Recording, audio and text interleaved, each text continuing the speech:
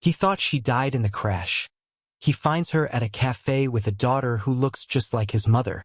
Brendan had attended Renee's funeral, cried over her grave, and spent 5 years drowning in guilt for surviving the crash that killed her. So when he saw her laughing in a café with a child who had his dead mother's dimple, his first thought wasn't joy, it was rage. Because if she was alive this whole time, if she'd let him believe she was dead, then everything he'd suffered through was a choice she made, and he was about to make her answer for it. If you're ready to enjoy this story, click subscribe, like this video, and comment what time it is that you're watching this video. Now let's get back to the story. The door opened at exactly 9:17 a.m., and Brendan knew something was wrong. Not because of the café bell chiming, but because of the way time seemed to collapse the moment his eyes found her across the room. He could feel his pulse hammering in his temples, his coffee cup frozen halfway to his lips as he stared at what couldn't possibly be real. His breath caught. He looked at the empty chair across from him where he'd been sitting alone every Sunday for 5 years, mourning a ghost. And then he looked back at her. She was standing near the window in a dress the color of sand, one hand wrapped around the small fingers of a child, the other reaching to push back a strand of dark hair. The morning light caught her face, and Brendan's heart stopped. Renee Calloway. She was supposed to be dead. His hands started trembling. He had been living with her death for nearly 5 years, and lately, something in him had finally started to heal. He'd stopped waking up at 3 a.m. replaying the crash. He'd stopped seeing her face in every stranger who passed. He had told himself he was being ridiculous, clinging to grief like a lifeline. But now, standing in this ordinary café on an ordinary Sunday, he knew his worst fear and his greatest hope were about to collide. "Renee," he whispered, though she couldn't possibly hear him from across the room. And then the child turned to look at him. Camille Calloway. The name meant nothing to him yet, but the face punched the air from his lungs. She had his mother's eyes. Not similar, not reminiscent, identical. The same soft brown warmth, the same gentle curve at the outer corners, the same small dimple that appeared when she smiled at something her mother whispered to her. His mother had been gone for years, buried in the same cemetery where he'd once believed Renee rested. And yet here was this child, 4 years old at most, staring at him with a face that reached across death itself. "Are you sure it's her?" He wanted to ask someone, anyone, but there was no one to ask. No friend on the phone to confirm what he was seeing. Just his own thundering heartbeat and the impossible woman standing 20 feet away. Renee turned her head. Their eyes met. She didn't look shocked. She didn't look afraid. She looked resigned, like she'd known this moment would come eventually, and now it had. She took a breath. Brendan watched her chest rise and fall, and then she said something to the child. The little girl nodded and skipped toward the counter. Renee walked toward him. Brendan stood, his chair scraping against the floor. The café was filled with Sunday morning chatter, the hiss of espresso machines, the clatter of plates and laughter, but all of it faded into a distant hum. The only thing he could hear was the sound of his own breathing and the soft click of her shoes against the hardwood. "Brendan," she said quietly when she reached him. Just his name, nothing more. "How?" His voice broke. He tried again. "How are you alive?" She didn't flinch, didn't look away. "I wasn't as dead as everyone assumed." The words hung between them, too simple for the weight they carried. Brendan's mind flooded with images. The night of the crash, rain hammering the windshield, the scream of metal tearing through guardrails, the way the car had spun and spun and spun until he didn't know which way was up. He remembered waking in the hospital, broken ribs screaming with every breath, asking for her over and over until a doctor finally sat him down and told him she hadn't made it. "They found a body," Brendan said, his voice hollow. "They found you. They found someone," Renee corrected softly. "But it wasn't me." He wanted to ask how that was possible. He wanted to demand explanations, to rage at her for letting him believe she was gone, to fall to his knees and thank God she was standing in front of him. Instead, he just stared at her, trying to reconcile the woman he'd buried in his heart with the one standing in a Charleston cafe at 9:20 on a Sunday morning. The child, he managed. Who is she? Renee's expression shifted, something between pride and fear. Her name is Camille. She's my daughter. My daughter. Not our daughter. Not your daughter. The careful choice of words wasn't lost on him. She looks. Brendan's throat closed. He couldn't finish the sentence. She looks like my mother. She looks like the woman I said goodbye to 6 years ago. She looks like a ghost made flesh. I know, Renee said quietly. I know what you're seeing. The cafe suddenly felt too small, the air too thin. The beautiful antique chairs, the exposed brick walls, the chalkboard menu he'd read 100 times. All of it seemed to mock him now.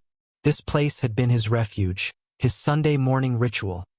The 1 hour a week where he let himself remember Renee without drowning in grief. And now she'd walked into it like she'd never left, with a child whose existence rewrote every truth he thought he knew. How long? The question came out sharper than he intended. How long have you been alive? How long have you been here? How long have I been? He stopped, unable to finish. How long have I been mourning someone who was breathing, living, raising a child while I fell apart? Renee's eyes glistened. Since the beginning. Since the night of the crash. I woke up in a hospital 3 counties over, and by the time I could speak, by the time I could think clearly, everyone believed I was already gone. And I. She paused, choosing her words carefully. I chose not to correct them. Brendan stepped back as if she'd struck him. You chose this. I didn't know how to come back, she said, her voice breaking for the first time. I didn't know how to walk back into a life where everyone had already buried me. Where you had already... She stopped, but he heard what she didn't say. Where you had already moved on. After she walked away, after she told him she'd call him later, after she'd collected Camille and left the cafe with one last glance over her shoulder. Brendan sat back down at his table. His coffee had gone cold. The morning crowd had thinned. Sunlight streamed through the windows, indifferent to the fact that his entire world had just shattered and reassembled into a shape he didn't recognize.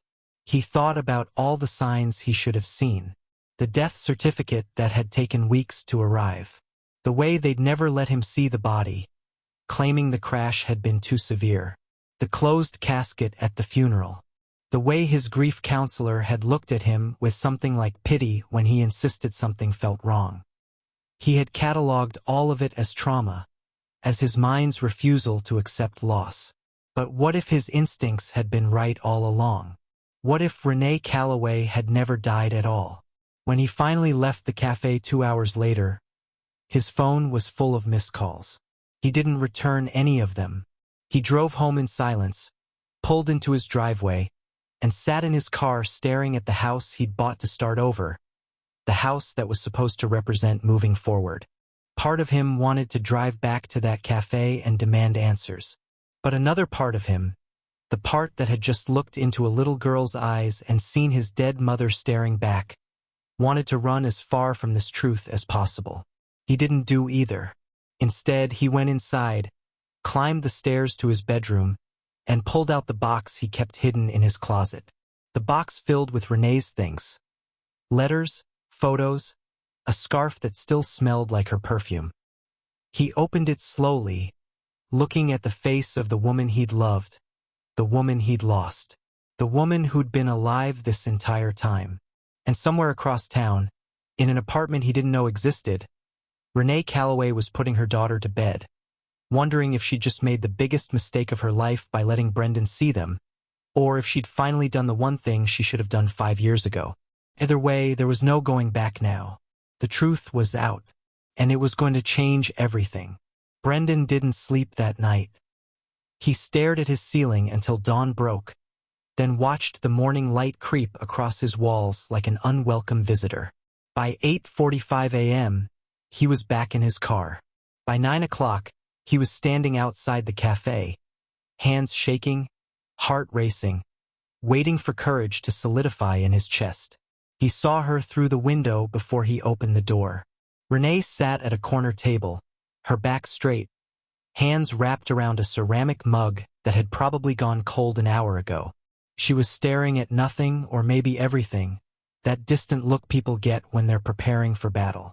When the door chimed and Brendan stepped inside, she didn't turn, didn't flinch. She'd known he would come.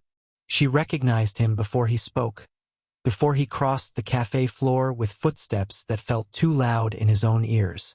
There was something in the set of her shoulders, resignation mixed with relief, like she'd been holding her breath for 5 years and could finally exhale. Renee. His voice came out strangled, her name both a plea and an accusation. She turned then and her eyes met his. Calm, steady. But underneath, he saw it. The storm she was barely containing, the hurricane of emotion held back by sheer force of will. Brendan, she said quietly, sit down. It wasn't an invitation. It was a directive from someone who'd already played this conversation 1,000 times in her head and knew exactly how it needed to go. He pulled out the chair across from her, the legs scraping against wood, and sat. The cafe hummed with Sunday morning life around them. Laughter from a couple near the window, the hiss of the espresso machine, a child somewhere asking for extra whipped cream. But their world went silent. Everything narrowed to this table. This moment, this impossible woman sitting 3 feet away. How are you alive? The question tore out of him, raw and desperate. It was the only thing that mattered. Everything else could wait. Renee took a breath, her fingers tightening around her mug. The crash happened exactly the way you remember. The rain, the brakes failing, the guardrail. She paused, and Brendan watched her eyes go distant, traveling back to that night. When the car went over, I thought it was over. I thought we were both going to die. But you didn't. His voice was barely a whisper. No. She looked down at her hands. I crawled out. I don't even remember how. There was blood everywhere, glass in my skin, and I couldn't breathe right. I stumbled into the ditch and just kept walking. I don't know for how long. Maybe minutes. Maybe an hour. Brendan leaned forward, his entire body tense. He'd imagined her death 1,000 different ways, but never this. Never survival. A trucker found me on the side of Route 47. Renee continued, her voice flat now, clinical, like she was reading someone else's story. He took me to a rural hospital 40 miles from the crash site. I didn't have my purse. No ID. No phone. I was unconscious for 3 days. She finally looked up at him, and her eyes were rimmed with red. By the time I woke up, by the time I could speak clearly enough to tell them who I was, you'd already been told I was dead. They found a body. Brendan's hands clenched into fists on the table. They showed me. He stopped, bile rising in his throat. They'd never actually shown him. They'd told him the crash had been too severe, the body too damaged to view. They found someone, Renee said softly. A Jane Doe from another accident, I think. Or maybe they just needed to close the case. I don't know, Brendan. By the time I understood what had happened, the funeral was over. You'd buried someone who wasn't me. The words hit him like physical blows. You could have called. You could have. I tried. Her voice cracked for the first time.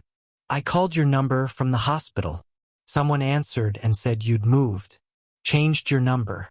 I found out later you'd left the state for 6 months. She swallowed hard. Everyone thought I was dead. And I was lying in a hospital bed with a fractured spine and no memory of my own address. So I made a choice. To stay dead. The accusation was clear in his voice. To heal. She said it with such quiet strength that it stole the air from his lungs. I needed to heal, Brendan. Away from the grief. Away from the guilt. Away from watching you torture yourself over something that wasn't your fault. Her eyes blazed now. You would have rescued me, smothered me, Tried to fix something that couldn't be fixed by anything except time and distance. Brendan opened his mouth to argue, then closed it. Because she was right. He would have. So I vanished, Renee continued. By accident first. Then by choice. I changed towns. Started over. Worked in a small art studio. Made friends who didn't know about the crash or the girl I used to be. She paused, her voice softening. And then Camille was born. The name hung between them like a grenade. Where is she? Brendan asked, his throat tight. With a neighbor. Renee glanced toward the window. I didn't want her here for this conversation. I need to meet her. The words came out more forcefully than he intended. I need to see her again. Renee studied him for a long moment, weighing something he couldn't name. Then she pulled out her phone and typed a message. 2 minutes later, the cafe door opened, and a woman walked in holding the hand of a little girl in a yellow dress. Camille Calloway. Brendan's breath stopped. She was smaller than he remembered from yesterday. More delicate, more real now that she was walking toward him with careful steps and wide, curious eyes. Dark curls framed her face, bouncing with each step. She wore white sneakers with purple laces tied in lopsided bows. But it was her face that destroyed him. The soft curve of her jaw. The way her nose tilted just slightly upward. The large, warm brown eyes that took in everything with gentle wonder. And then she smiled at her mother, and Brendan saw it. The dimple, left cheek, small but distinct, appearing only when she smiled fully, creating a tiny crescent that looked like it had been pressed there by an angel's thumb. His mother's dimple. Brendan gripped the edge of the table, his knuckles white. His mother had been dead for 6 years, and he'd made peace with that loss, or thought he had. But here was this child, this impossible little girl, wearing his mother's face like a gift from the past. Camille, Renee said gently, reaching for her daughter's hand. This is Brendan. He's an old friend of Mommy's. The little girl looked up at him with those devastating eyes, and Brendan felt something crack open in his chest. Something he'd locked away after the crash, after the funeral, after he'd decided that love was too dangerous to risk again. Hi, Camille said softly, and her voice was small and sweet and carried the faint lisp of missing front teeth. Hi, Brendan managed, his voice breaking. She studied him for a moment with the serious intensity only children possess, then turned to her mother. Is he why you've been sad, Mommy? The question landed like a bomb in the quiet space between them. Renee's eyes filled with tears she refused to let fall. Yes, sweetheart. He's why Mommy's been sad.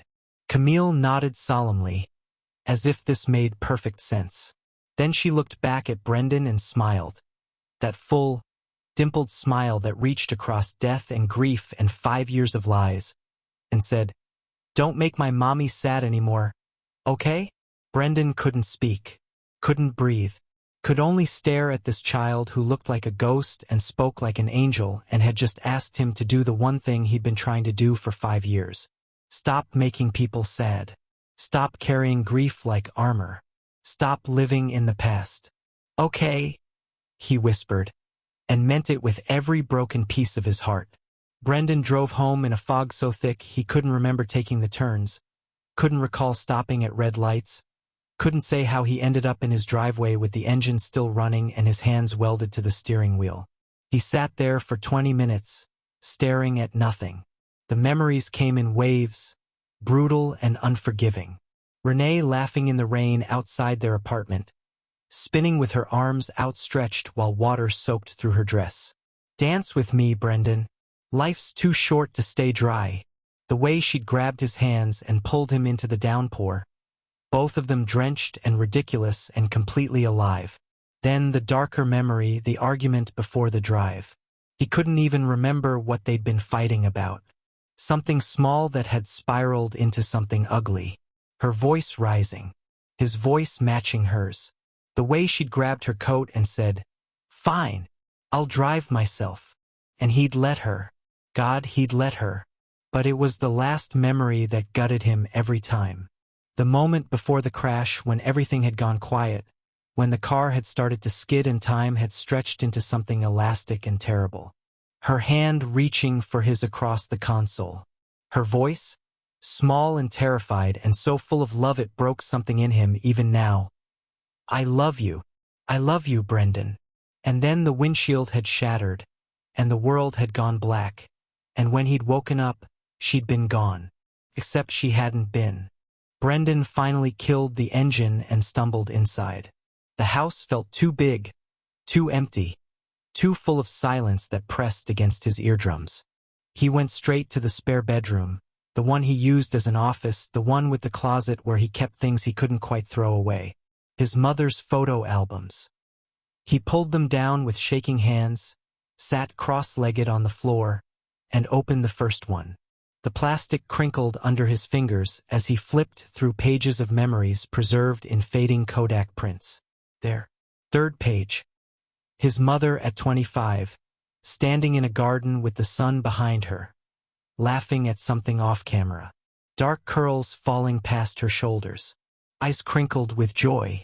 And there, on her left cheek, the dimple.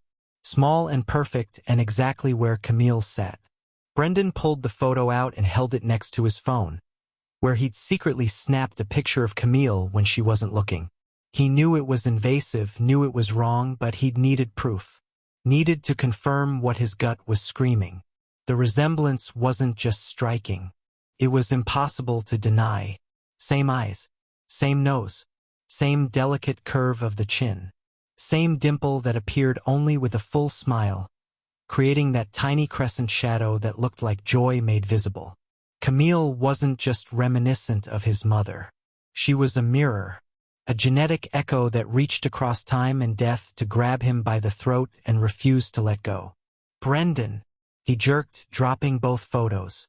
Alicia stood in the doorway, still in her workout clothes, hair pulled back in a ponytail, looking at him with concern that made him feel like a stranger in his own house. "What are you doing down there?" she asked, stepping into the room. "Nothing." He scrambled to gather the photos, shoving them back into the album with clumsy hands. "Just looking for something. You look terrible." She crouched beside him, reaching for his face. "Are you sick? You left early this morning without saying anything, and you haven't answered my texts all day." He'd completely forgotten about the texts. About her. About the life he was supposed to be living that didn't include dead women who weren't dead and children who wore his mother's face. "I'm fine," he lied, standing up and moving away from her touch. "Just work stress. The Henderson project is behind schedule, and the client is breathing down my neck." The lie tasted like ash in his mouth, but he couldn't tell her the truth. Not yet. Not when he barely understood it himself. Alicia stood, her eyes narrowing slightly.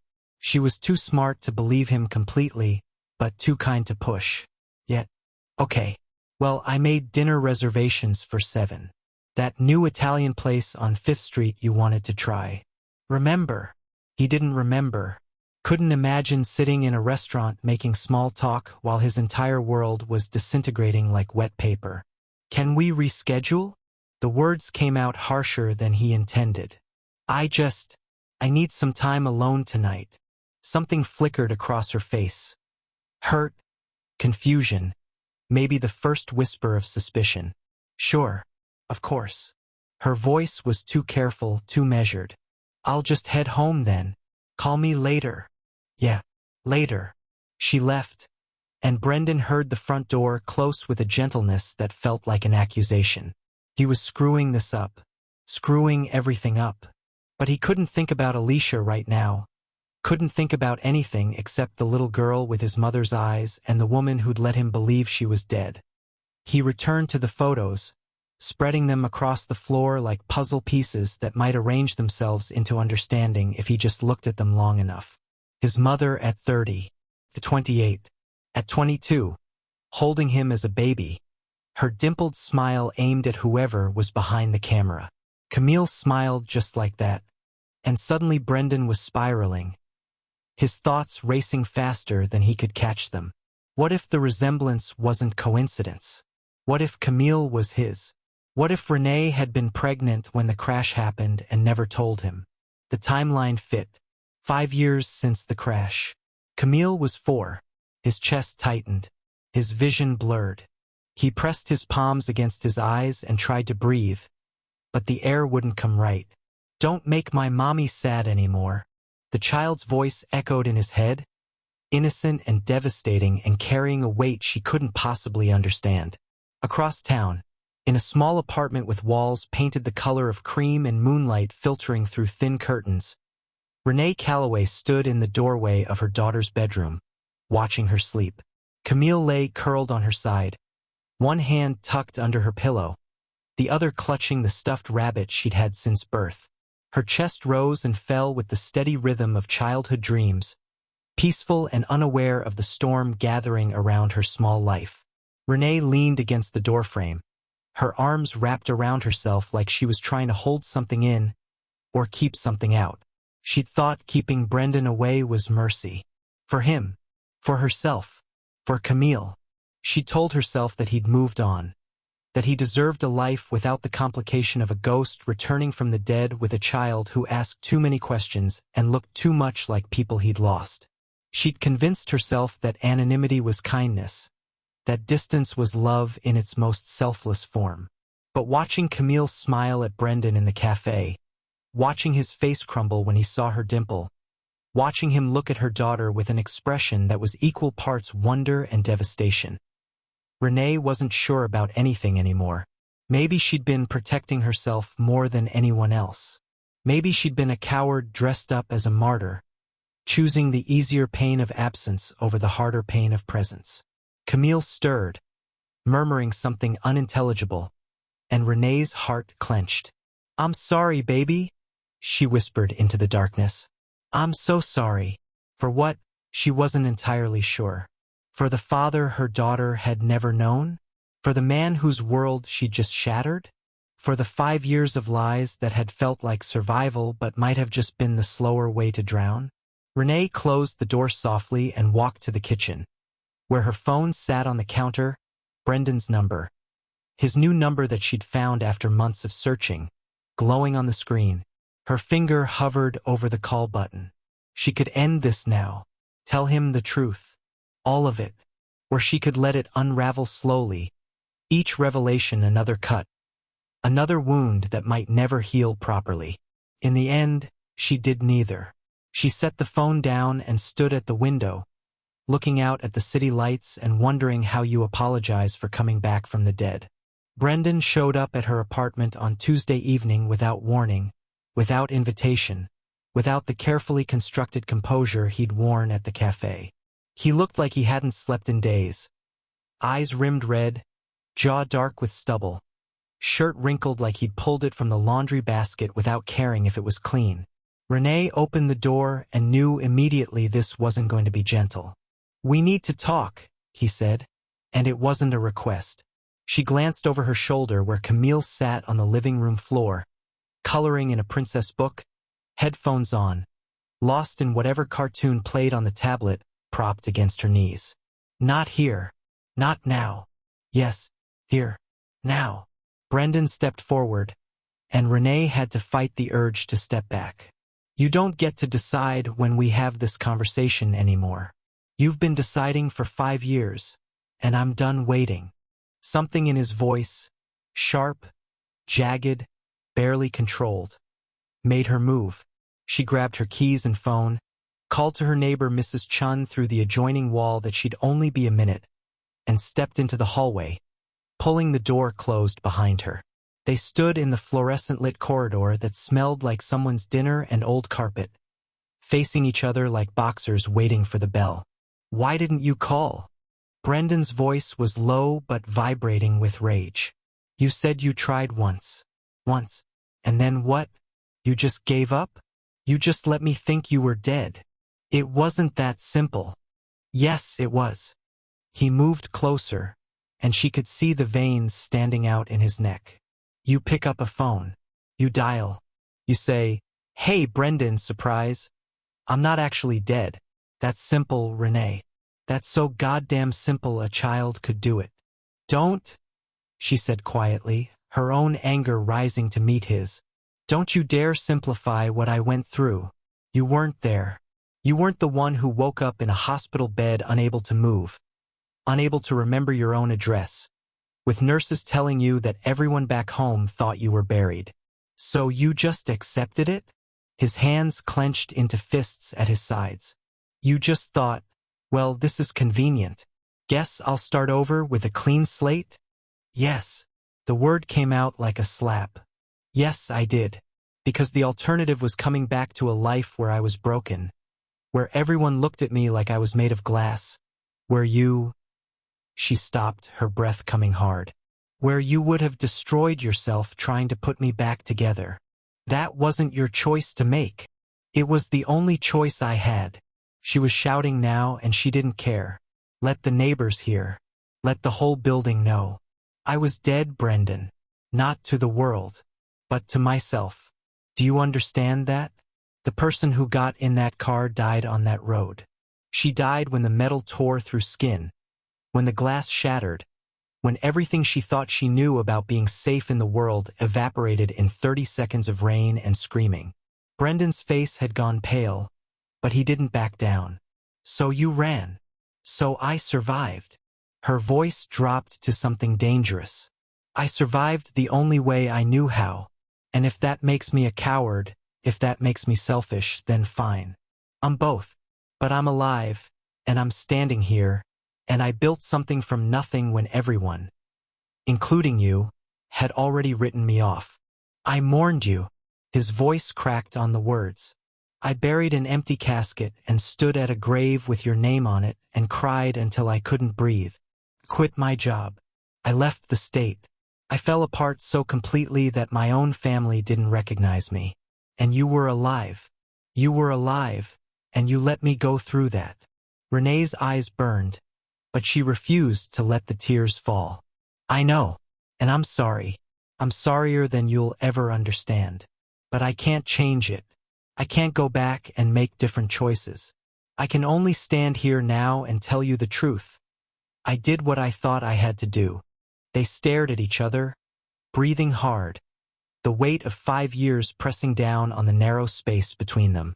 Then Brendan asked the question that changed everything. Is Camille mine? The air left the hallway. Time stopped. Renee felt her heart slam against her ribs so hard she thought it might crack through bone. She'd known this was coming, had practiced answers in her head during sleepless nights, had rehearsed different versions of the truth, had prepared herself for this exact moment. But now that it was here, the words died in her throat. Renee. His voice was barely a whisper now, stripped of anger, raw with something that looked like hope and terror tangled together. Is she mine? She opened her mouth, closed it, opened it again. Nothing came out. And in that silence, that horrible, stretching silence that lasted 3 seconds in a lifetime, Brendan got his answer. His face crumbled. Not dramatically, not with tears or shouting, just a quiet collapse inward, like someone had reached into his chest and removed something vital. He took a step back, then another, his hand coming up to cover his mouth.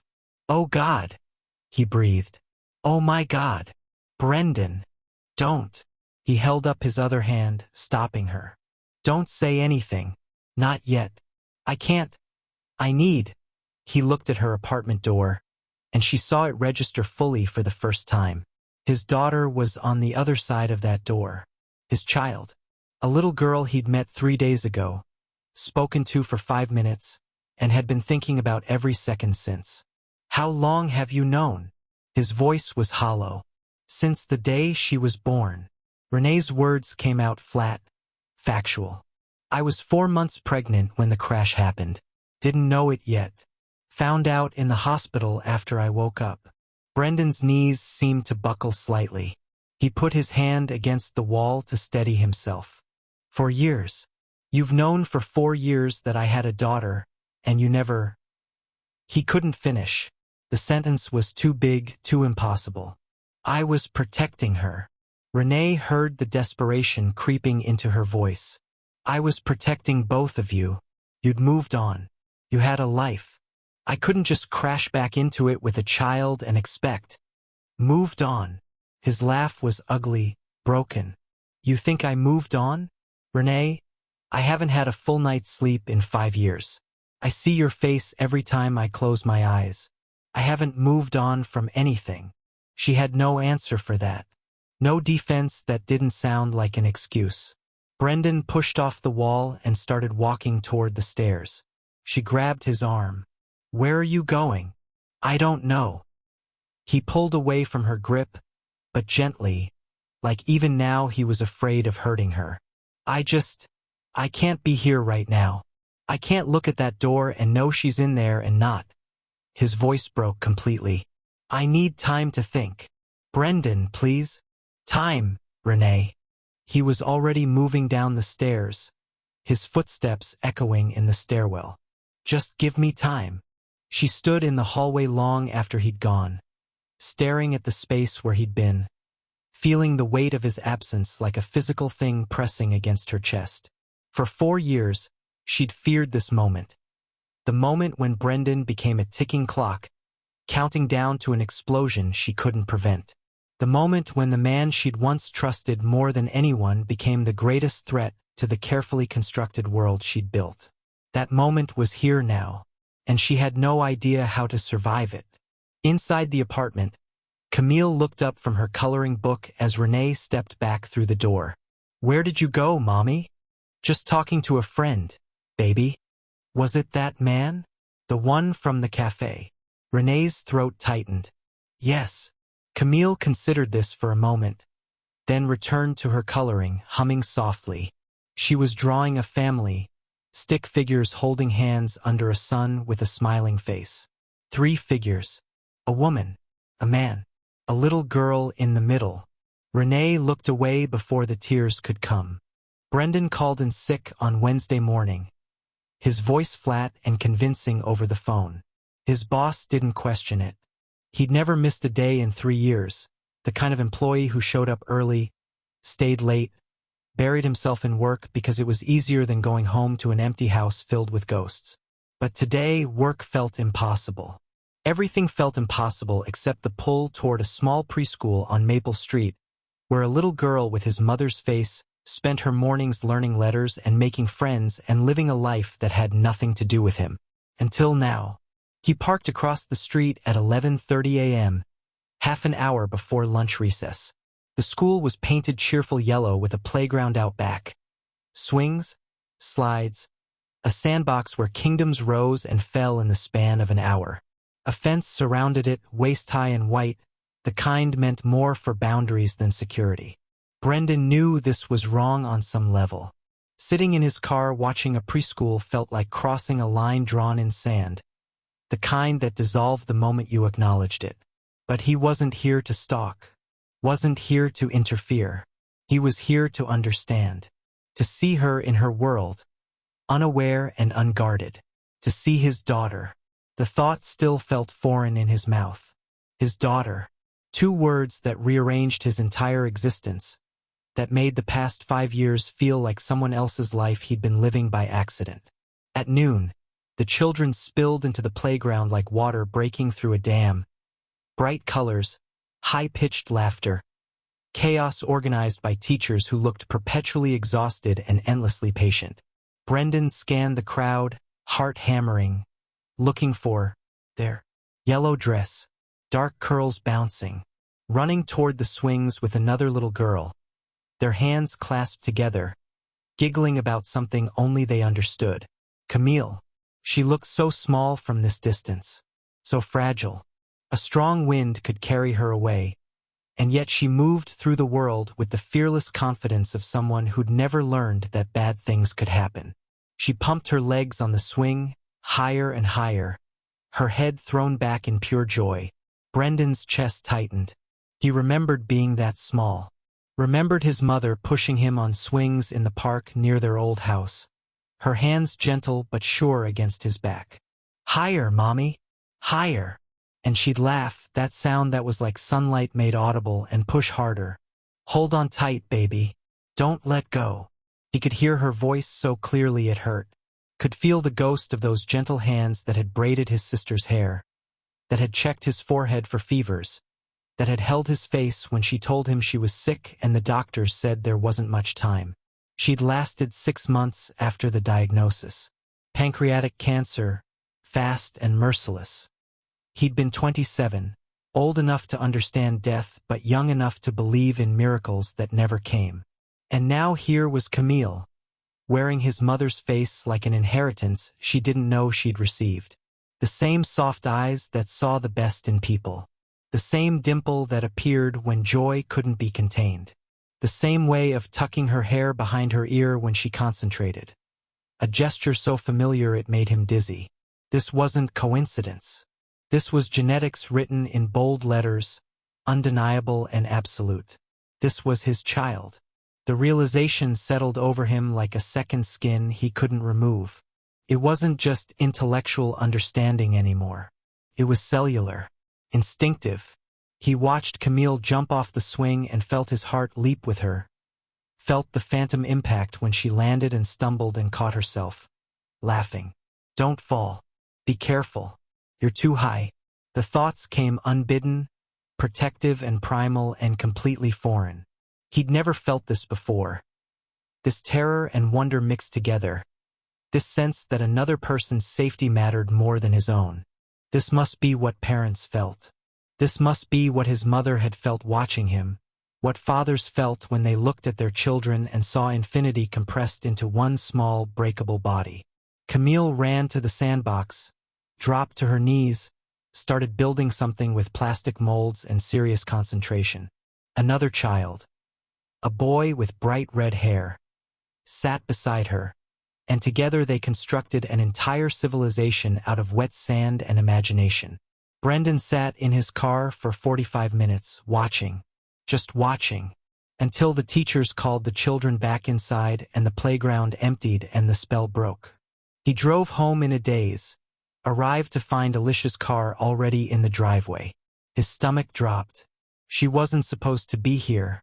She had yoga on Wednesdays, then lunch with her sister, then she was sitting on his porch steps, arms wrapped around her knees, looking like she'd been there a while. When he got out of the car, she stood, and her face was calm in that dangerous way that meant a storm had already passed through her and left destruction in its wake. You weren't at work, she said. Not a question. A statement. I called in sick. Jennifer called me. Said you sounded fine when you called. Jennifer was his boss's assistant. They'd met at the Christmas party. She was worried about you. Asked if I knew what was going on. Brendan closed his eyes. Alicia, don't. She held up her hand. Don't lie to me anymore. I'm done with lies. You've been different for a week. Distant. Distracted. You look at me like you don't see me. You barely sleep. You leave early, come home late, and when I ask what's wrong, you say work stress. But I know you, Brendan. I know what work stress looks like. And this isn't it. He wanted to deny it. Wanted to construct another lie that would buy him time to figure out how to explain the inexplicable. But standing there looking at this woman who deserved better than what he was giving her, he found he didn't have any lies left. Her name is Renee, he said quietly. She is someone I knew before. Someone I thought died 5 years ago in a car accident. Alicia's face went very still. And she's alive. I saw her last week at a café. She has a daughter. He swallowed hard. The daughter is mine. The words hung in the air like smoke, impossible to take back. Alicia didn't cry, didn't yell. She just looked at him with something that might have been pity or might have been disgust or might have been the terrible clarity of seeing someone for exactly who they are. How long have you known? A week. Less. I just found out. And you didn't think to tell me? Now the anger came, controlled but lethal. You've been walking around with this for a week, watching me plan our future, listening to me talk about the house we're going to buy, the life we're going to build, and you knew. You knew you had a child with someone else. I didn't know she existed until last week. Alicia, I swear. It doesn't matter. She was already walking toward her car, pulling her keys from her pocket. It doesn't matter when you found out. What matters is that you have a daughter, and a woman who you clearly never got over if you've been this wrecked since seeing her again. That's not. I'm not. But the protest died in his throat because it wasn't entirely untrue. Alicia opened her car door, paused with one hand on the frame. When she looked back at him, her eyes were wet but her voice was steady. I hope you figure out whatever this is, Brendan. I really do. But I can't be here while you do it. I can't be the person you settle for because the life you really wanted just walked back from the dead. Alicia, please. Goodbye, Brendan. She got in the car and drove away, and he stood in his driveway watching her taillights disappear around the corner. The street was quiet. A neighbor's sprinkler hissed rhythmically. Somewhere a dog barked. Brendan sat down on the porch steps where Alicia had waited, put his head in his hands, and felt the last thread of his old life finally snap. Brendan showed up on Friday with paperwork in his hand and determination hardened into something that looked like steel. He'd spent 2 days researching, 2 nights not sleeping, and every hour in between convincing himself this was the right thing to do. The necessary thing. Renee opened the door and saw the envelope before she saw his face. She knew immediately what it was. Her expression didn't change. Calm. Controlled. A wall built brick by brick over 4 years of keeping secrets. No, she said simply and started to close the door. Brendan's hand shot out, stopping it. You don't get to say no. Watch me. But she didn't push harder. Just stood there in the doorway, blocking entry to the apartment like a soldier defending the last piece of territory that mattered. It's a paternity test. He held up the envelope like it was evidence in a trial. Simple. Easy. A cheek swab. That's all. Then we know for sure. We already know. Her voice was flat, empty of everything except exhaustion. You know it. I know it. What does a piece of paper change? Everything. Brendan's jaw clenched. It changes everything legally. Custody. Rights. Support. I can't just be some stranger who shows up and plays with her at cafes.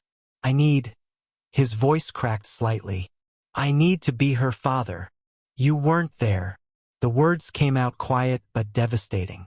You weren't there when I found out I was pregnant and alone in a hospital bed with no one to call. You weren't there for the ultrasounds, the first kick, the labor that lasted 16 hours. You weren't there when she had colic and screamed for 3 months straight. When she got pneumonia at 18 months and I thought I'd lose her. When she learned to walk, to talk, to say mama for the first time. Because you didn't tell me. His voice rose, anger finally breaking through.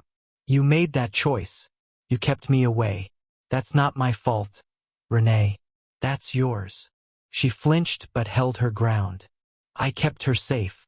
From what? From me. He laughed, bitter and sharp. I'm her father. I have a right. Rights. Now her voice went cold, dangerous. You want to talk about rights? Biology doesn't give you rights, Brendan. Presence does. Love does. Showing up every single day even when you're exhausted, even when you don't know what you're doing, even when you feel like you're failing, that's what gives you rights. Then let me show up. He stepped closer, his voice dropping. Let me be there. But I need this test first. I need it documented. Legal. Real. So you can take her from me? Renee's mask cracked, fear bleeding through. So you can go to court and argue that I'm unfit because I let everyone think I was dead? So some judge can decide my daughter belongs with you because you have money and stability and I have, what? A 1-bedroom apartment and a history of running away. That's not, I wouldn't. But he stopped because he couldn't promise that.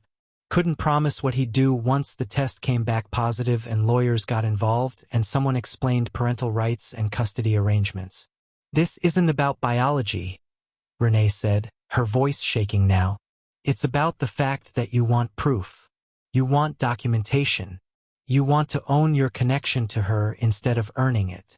I want to protect her. Brendan was shouting now, not caring if the neighbors heard. What happens if something happens to you? What happens if you get sick, if you get hurt, if you decide to disappear again? I have no legal standing. No way to find her. No way to keep her safe. I would never. You already did. The accusation hung between them like poison. You already disappeared once, Renee. You already chose to vanish. How do I know you won't do it again? She slapped him. Not hard. Not violent. Just a sharp crack across his cheek that made his head turn slightly, that left a red mark and a silence that felt like the world had stopped spinning. Her hand trembled when she lowered it, and tears were streaming down her face. Silent, devastating tears that she didn't bother to wipe away. You have no idea, she whispered. You have no idea what I've done to keep her safe, what I've sacrificed, what I've given up. Her voice broke completely. I lost everything, Brendan. My family, my friends, my identity. I lost you. I lost the life I thought I'd have. And I did it willingly because keeping her safe mattered more than any of it. Then let me help. His voice was gentler now, his cheek still stinging. Let me be part of keeping her safe. But I need this test. I need it to be official. I need. Mommy. They both froze. The small voice came from behind Renee, inside the apartment. Camille stood in the hallway, still in her pajamas, holding her stuffed rabbit, her face confused and frightened in the way children look when the adults in their world stop making sense. Mommy, why is that man mad at you? Renee made a sound like something breaking.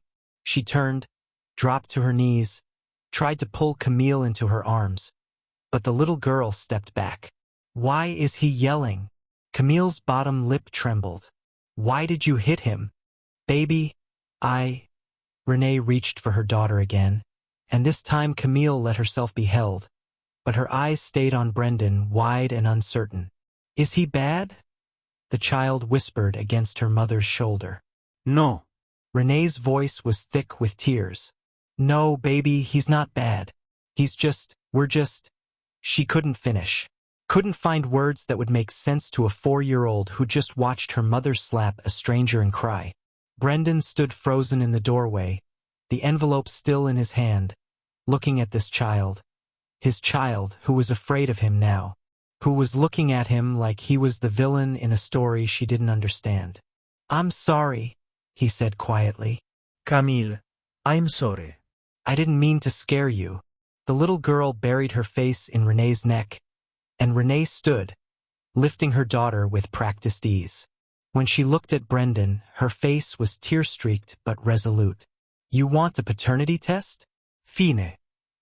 Her voice was hollow. Do it. Get your proof. Get your legal standing. But know this, Brendan, the moment you involve courts and lawyers, the moment you make this about rights instead of relationship, you lose her. She'll never trust you, never love you. You'll be the man who tried to take her from her mother, and that's all you'll ever be. She started to close the door, then paused. You have a choice. Be her father or be her legal guardian. But you can't be both. Not like this. The door closed, and Brendan heard the lock click into place with a finality that felt like a coffin lid. He stood in the hallway for a long time, the envelope growing damp in his sweating palm, listening to Camille's muffled crying on the other side of the door and Renee's soft voice trying to soothe her. Why is that man mad at you, Mommy? He'd made his daughter afraid. He'd made Renee cry. He'd turned what should have been reunion into warfare. Brendan looked down at the envelope in his hand, the paternity test that would prove what his heart already knew, the legal document that would give him rights but might cost him everything that mattered. He set it down on the floor outside her door and walked away. The envelope sat on Renee's kitchen counter for 3 days, untouched and accusatory. Brendan had left it outside her door that Friday night, and she'd found it Saturday morning like a letter bomb waiting to detonate. She didn't open it. Didn't need to. She knew what was inside. His retreat, his apology written in the language of absence. On Monday evening, her phone rang. Brendan's name lit up the screen.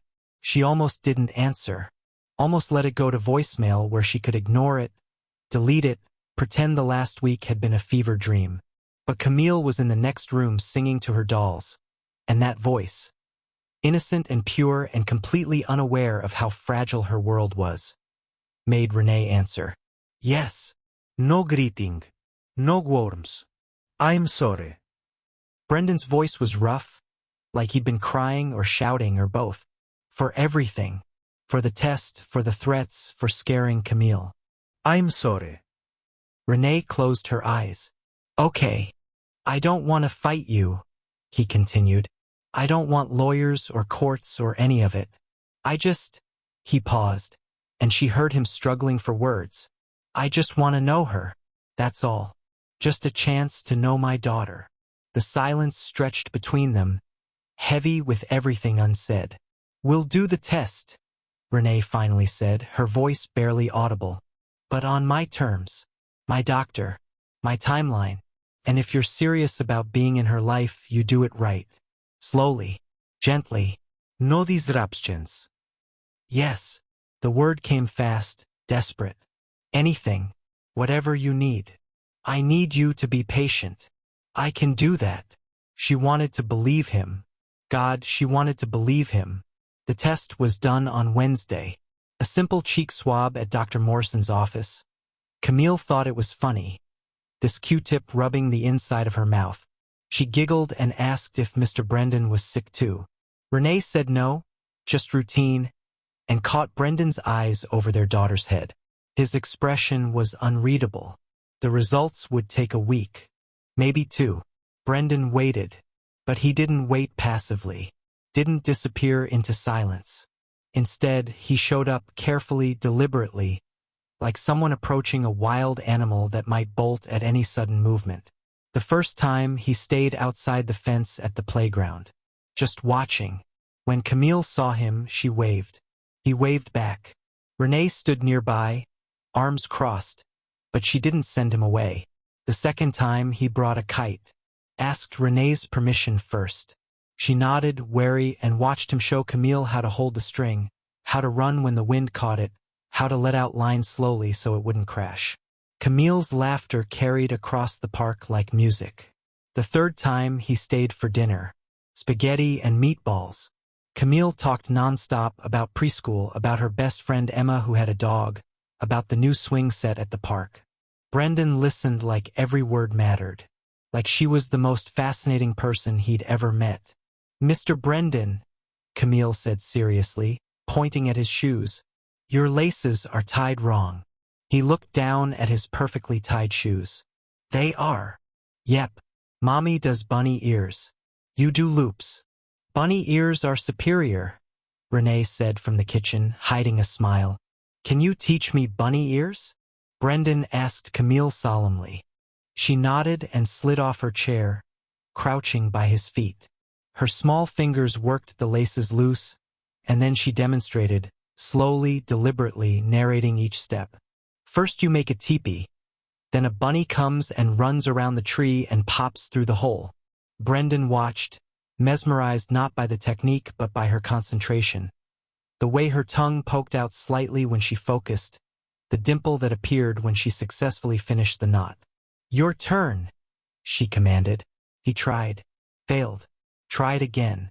Camille giggled and corrected his finger placement, patient in the way children sometimes are when teaching adults obvious things.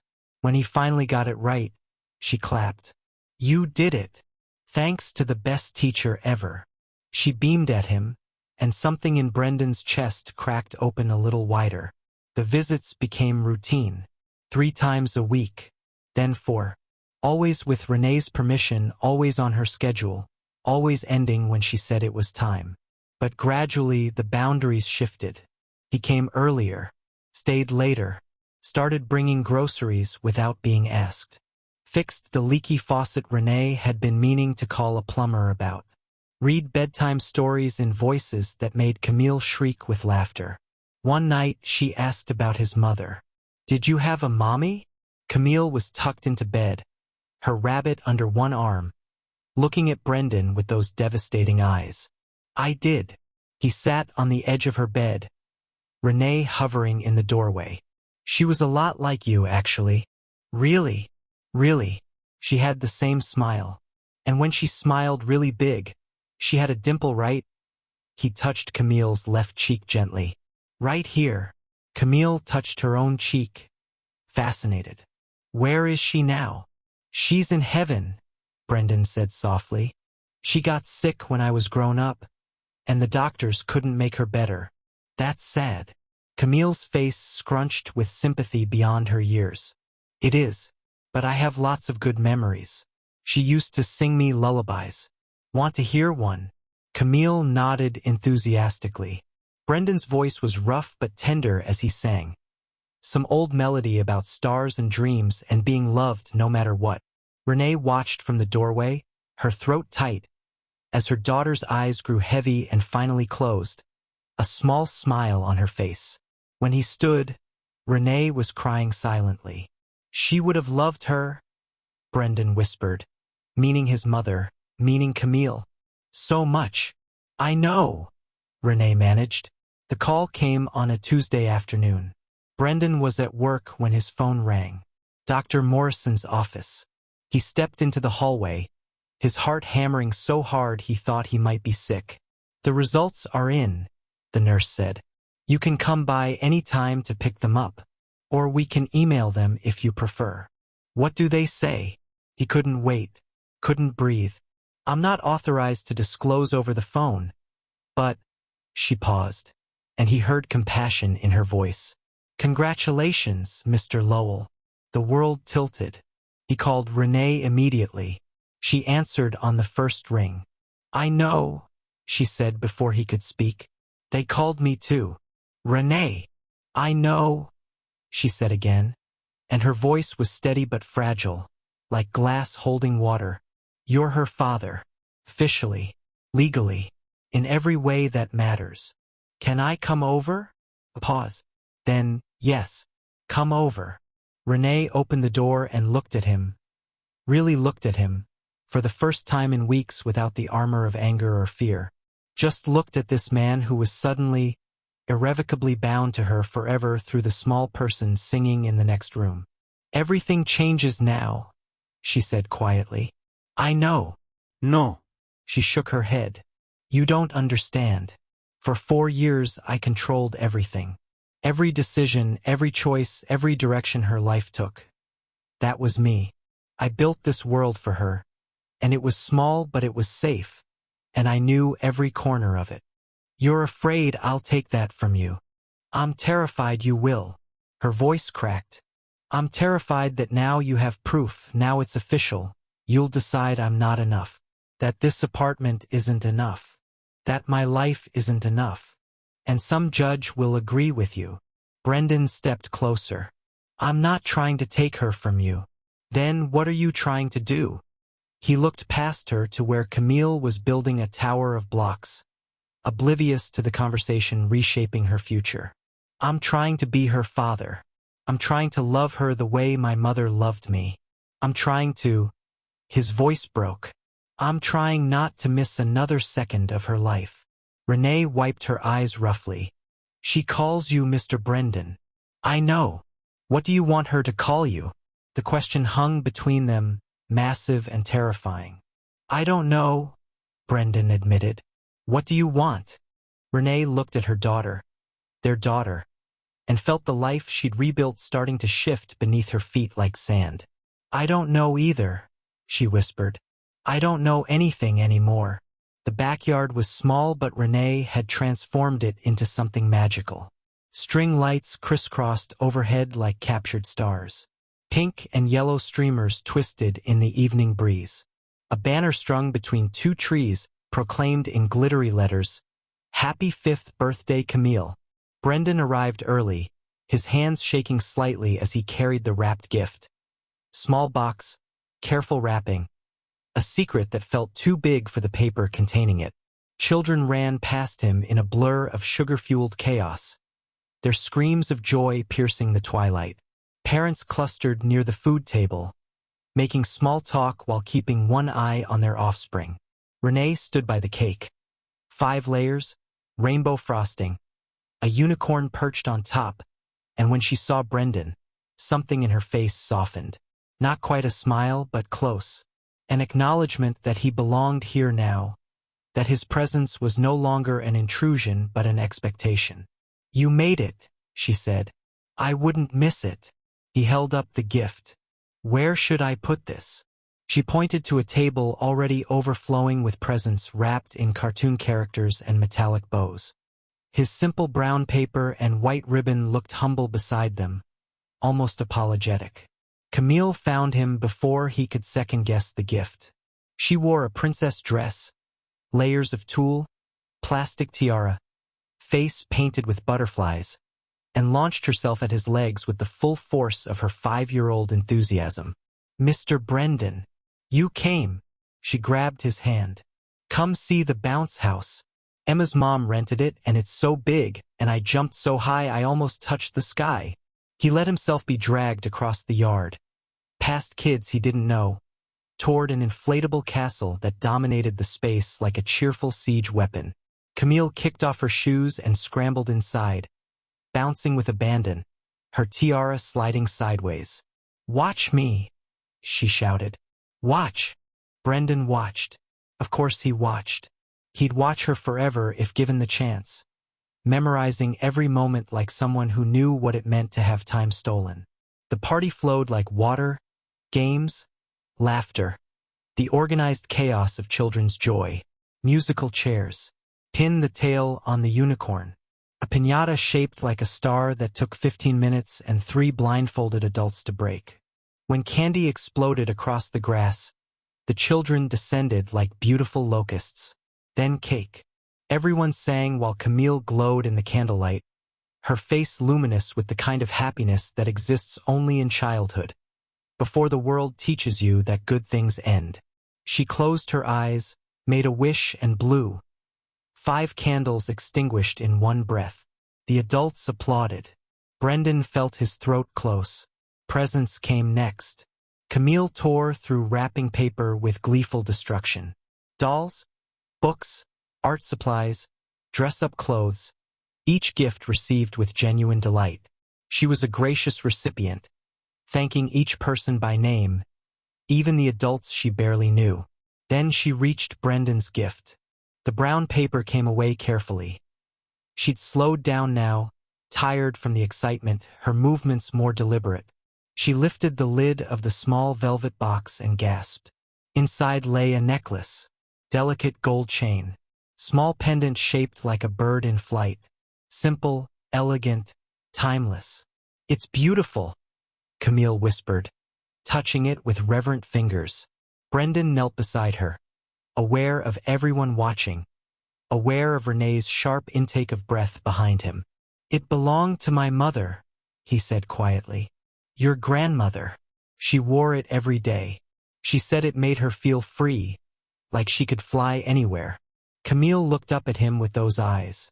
His mother's eyes, now his daughter's eyes, and something passed between them that needed no words. "Can you put it on me?" she asked. His hands trembled as he fastened the clasp.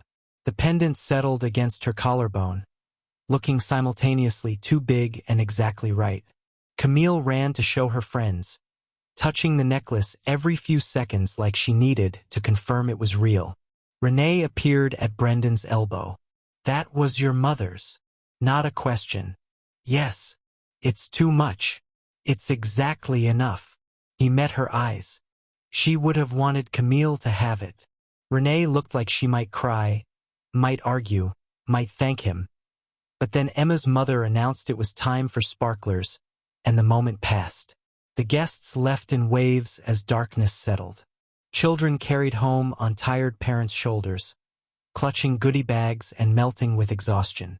The backyard slowly emptied until only Brendan and Renee remained, collecting paper plates and deflating balloons while Camille dozed on the porch swing, still wearing her tiara and necklace.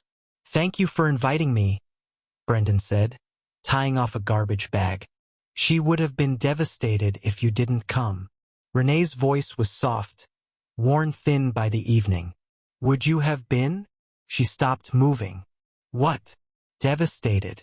If I didn't come." He set down the garbage bag and turned to face her fully. Would you have been?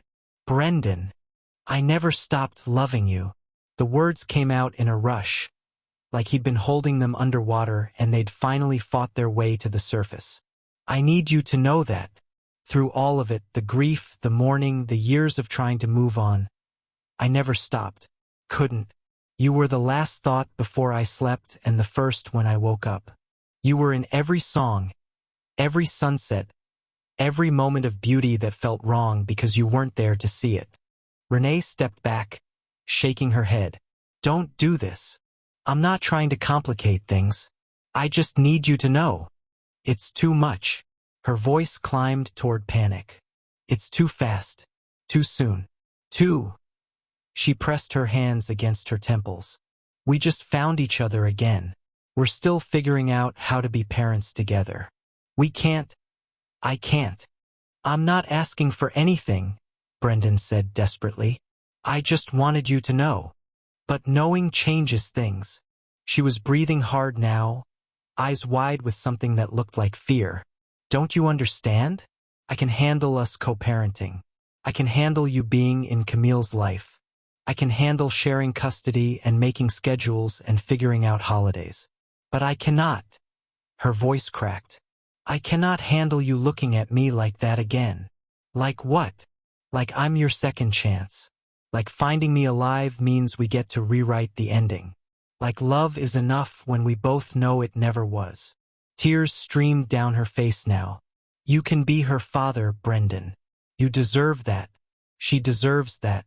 But I don't know if you can be mine again. I don't know if I can survive it if you try and we fail. The words hung between them like broken glass.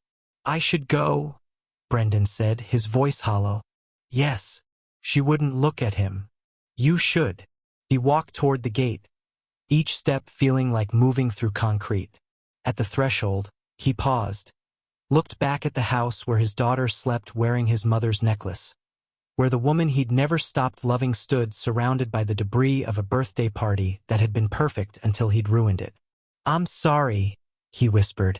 Renee didn't respond, just stood there in the scattered streamers and dying lights, looking like someone who'd survived one disaster only to walk straight into another.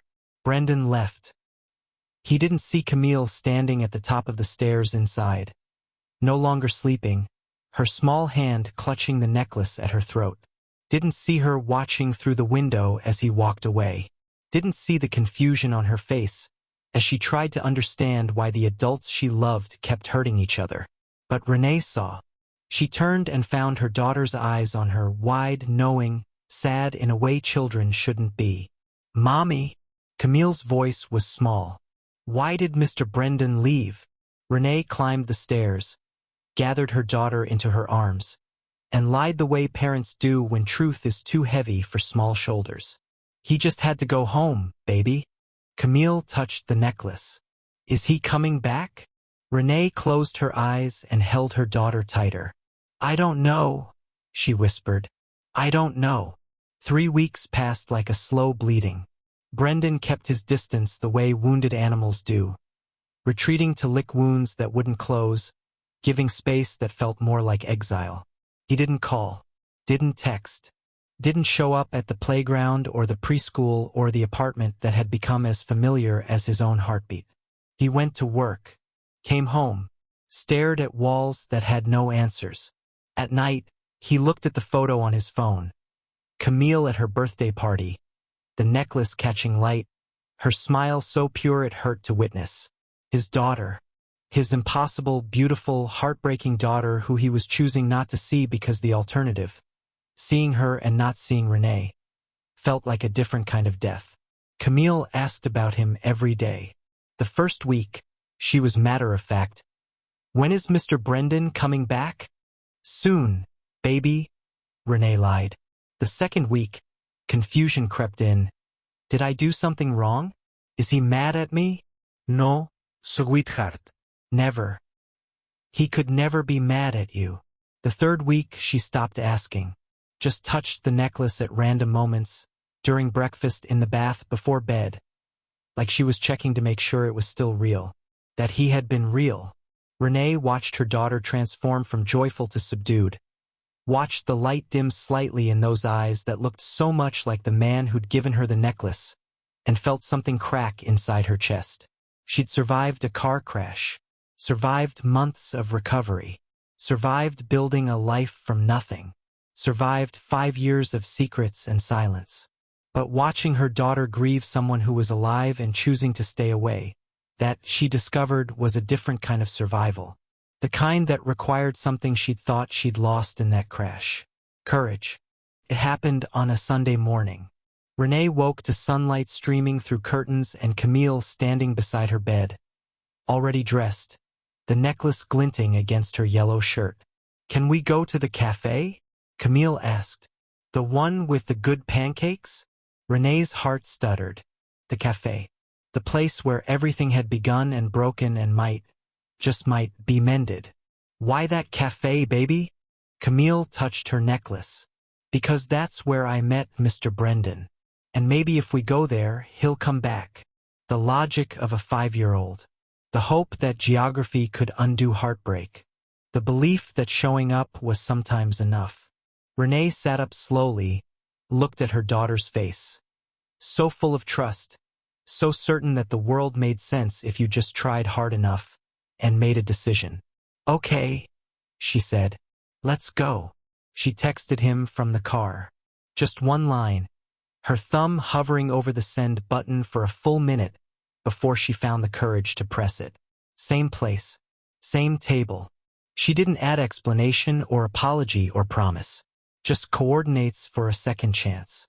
The cafe was busy with Sunday morning crowds, couples sharing newspapers, families with strollers, college students nursing hangovers with black coffee. Renee and Camille claimed the corner table where it had all begun 3 months ago. 3 months that felt like 3 lifetimes. Camille ordered pancakes. Renee ordered coffee she knew she wouldn't drink. They waited. 15 minutes passed. 20. Camille swung her legs under the table, humming the birthday song, playing with the syrup dispenser. Renee checked her phone. No response. Maybe he wouldn't come. Maybe she'd pushed him too far. Maybe. The bell above the door chimed. Brendan stood in the entrance, backlit by morning sun, looking like he'd run the whole way. His hair was disheveled, his shirt untucked, his eyes searching the cafe with desperate urgency until they found Mr. Brendan. Camille was out of her seat before Renee could stop her, running across the cafe with the fearless joy of children who haven't learned that people leave. Brendan caught her, lifted her, held her like she might disappear if he loosened his grip. His face pressed against her hair, and Renee saw his shoulders shake with something that looked like relief or grief or both. "I missed you," Camille said, pulling back to look at him seriously. "Where did you go?" His voice broke. "I had to figure some things out." "Did you figure them out?" He looked over Camille's head at Renee, still sitting at the table, still watching them with an expression he couldn't quite read. "I think so," he said carefully. "But I needed help. From someone very smart." "Me?" Camille asked hopefully. "Your mom, actually." He carried Camille back to the table and set her gently in her chair. Then he stood there, awkward and uncertain, a man who'd been invited but didn't know if he was welcome. Renee looked at him, really looked at him, and felt something shift inside her chest. Not the old love, the young love, the love that had existed before the crash when they were different people living different lives. That love had died on a rainy road 5 years ago, and mourning it was pointless. But this feeling that made her chest tight and her eyes burn, this was different, quieter, deeper, built on wreckage and honesty, and the shared miracle of a daughter who wore a dead woman's necklace and smiled with her dimple. This was love reshaped, made gentler, older, wiser, made possible. She said nothing. Words felt too small for what was happening. Instead, she slid over in the booth, leaving the space between her and Camille empty. An invitation, a bridge, a choice. Brendan's breath caught. He looked at the empty seat, at Renee's face. Open now, vulnerable, offering something she'd sworn she couldn't give, and sat down slowly, like someone afraid of breaking something precious. The table for two became a table for three. Camille beamed and reached for his hand. Now we can all have pancakes together. Yeah, Brendan managed, his voice rough. We can. Renee watched them. Her daughter and the man who'd given her life, both reaching for maple syrup, both laughing at some joke she'd missed, and felt the future unfold in ways she'd stopped letting herself imagine. Then, beneath the table where Camille couldn't see, where nothing was certain except this moment, Renee reached for Brendan's other hand. His fingers closed around hers. Careful, questioning, grateful. She squeezed once. A message without words. We'll figure this out. We have time now. We have each other. He squeezed back. I'm not going anywhere. Above the table, Camille chattered about everything and nothing, her voice filling the spaces that had been empty for too long. The café hummed with life around them. Sunlight streamed through windows. Coffee steamed. Laughter echoed. And at a small corner table, three people who'd been lost and found and lost again sat together, beginning the hard, beautiful work of becoming a family. Not the family they'd imagined. Not the family they'd planned. But the family they'd fought for, survived for, and chosen again and again to become. The table was set for three, and for the first time in 5 years, everyone who belonged there was finally home. The end. Thank you for watching this story to the end. If you enjoyed this story, you will surely love the next one. It's as crazier and more intriguing as you can ever imagine. So do check it out. Click on the image showing on your screen right now to watch the next one. Don't forget to subscribe, and I'll see you in the next one. Bye for now.